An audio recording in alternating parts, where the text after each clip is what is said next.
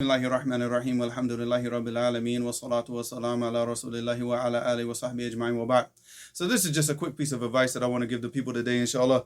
This is for mainly for the students of knowledge, but for specifically, but in general for everybody.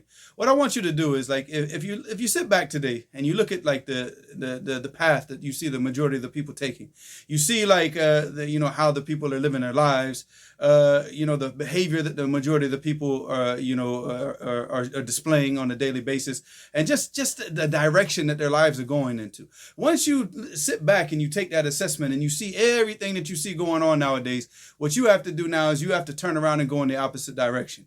Because you see that the majority of the people, they don't live their lives for purpose. There's no purpose in their lives. They're not living to achieve anything. They live their lives from day to day to day to day to day with no types of achievement. But as a Muslim, of course, we have to live our lives with purpose. Our purpose in life is to worship Allah subhanahu wa ta'ala correctly according to the Quran and the Sunnah, and to earn the love of Allah subhanahu wa ta'ala and His pleasure. So that in this way that He enters us into the Jannah.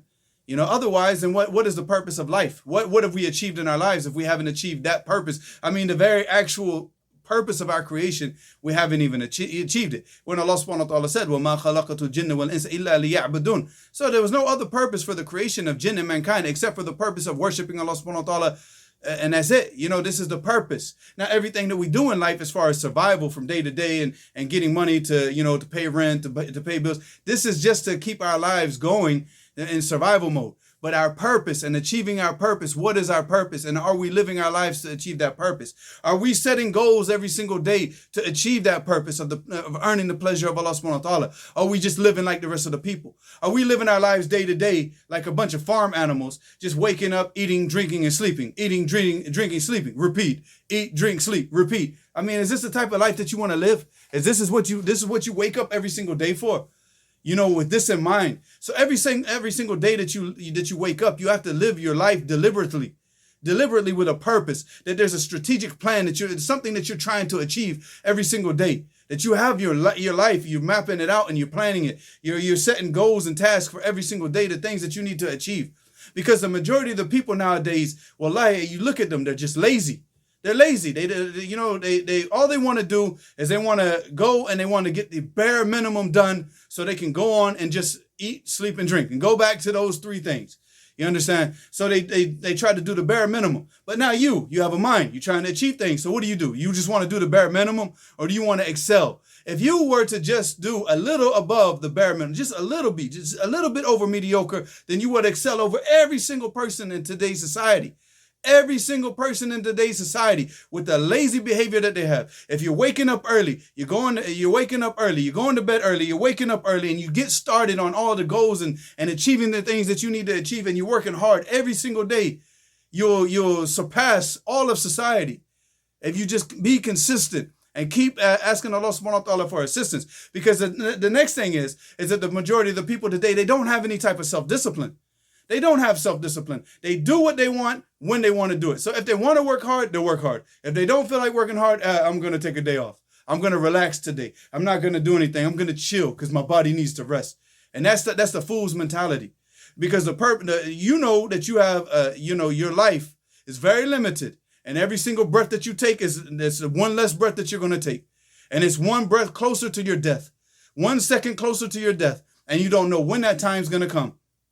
Do you really have time to be wasting in this life? Any of us, do we have time to be wasting in this life? To be sitting back and like just doing things when we want to do it. So the thing is, we have to when we're living with that purpose and we're looking at the things that we need to achieve in this life, earning the pleasure of Allah subhanahu wa ta'ala as tulab al-ilm, continuing to seek knowledge and get knowledge. Everything that we need to work for, it has to be mapped out and planned every single day. And we have to force ourselves and make ourselves get those things done every single day. And that's that self-discipline. That's the discipline. Because if you lack that, then you're going to lack any type of success. How can you achieve anything if you cannot make yourself do the things that you don't want to do when you know that you have to do them? Because that's what discipline is.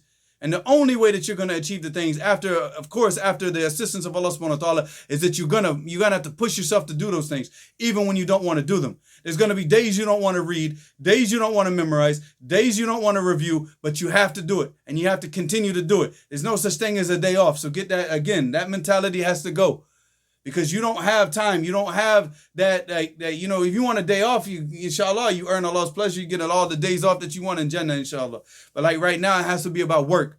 It has to be about carrying out these goals. It has to be about living your life with that purpose that we're talking about.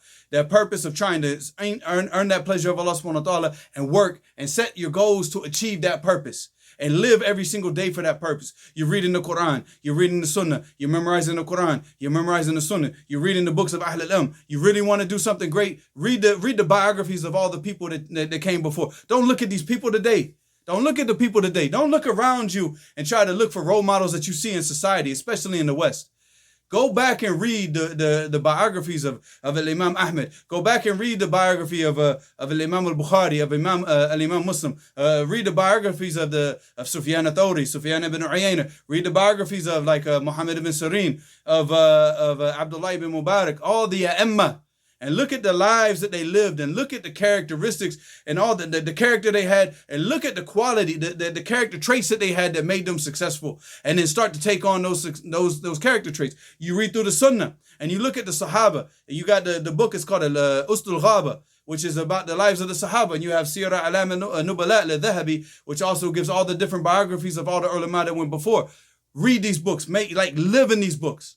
Live in these books and read the biographies of all these people. Read the biography of Shaykh al-Islam ibn Taymiyyah and look at what he did. Look at the character that he had. Look at the behavior. Look at the ijtihad. And look at all the patience that he had and all the difficulties that he went through. Because again, if you look at the people in society, what do you notice? The people are fragile. The people are weak. And one little word and khalas, he's all over you see these people, they want to get up and insult. Then you say one thing against them and they want to cry on social media. Oh, you calling them this? Oh, you calling them this? Don't have that type of behavior. You have to be tougher than that. And you have to be constantly putting yourself in situations. See, like when we were living in Yemen, we had no choice.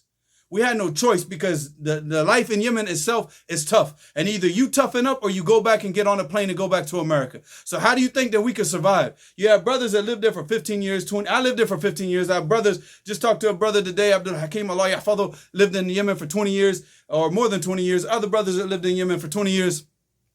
How do you think that we were able to survive?